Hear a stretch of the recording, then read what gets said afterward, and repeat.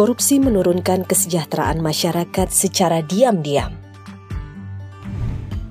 Ketika jembatan runtuh karena panitia pengadaan memenangkan kontraktor yang tidak memenuhi syarat, itu korupsi. Ketika harga daging tinggi melangit karena pejabat memperjualbelikan pengaruh dalam pengaturan kuota impor, itu korupsi. Ketika masyarakat tak mampu lagi kritis bersuara akibat politisi membeli suara dengan dana bansos, itu korupsi. Korupsi meruntuhkan sisi baik demokrasi. Korupsi merusak prinsip keadilan dalam pelayanan publik, merusak kompetisi bisnis yang adil, dan menghancurkan perekonomian.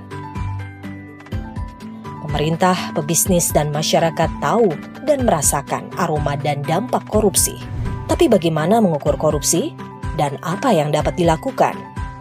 Transparansi Internasional Indonesia mengukur Indeks Persepsi Korupsi Indonesia. Indeks Persepsi Korupsi Indonesia adalah indeks gabungan yang mengukur korupsi yang dilakukan oleh pejabat publik dan politisi menurut persepsi pelaku usaha.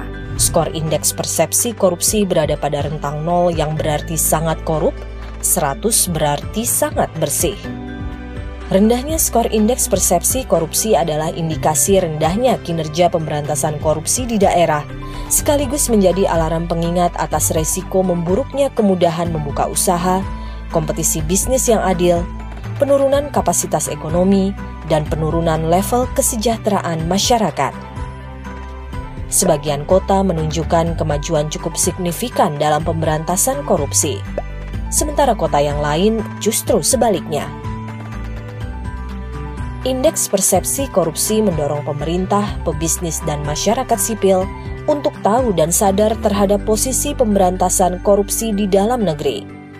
Transparansi Internasional Indonesia bersama pemerintah, pebisnis, dan masyarakat sipil menciptakan Indonesia bersih tanpa korupsi.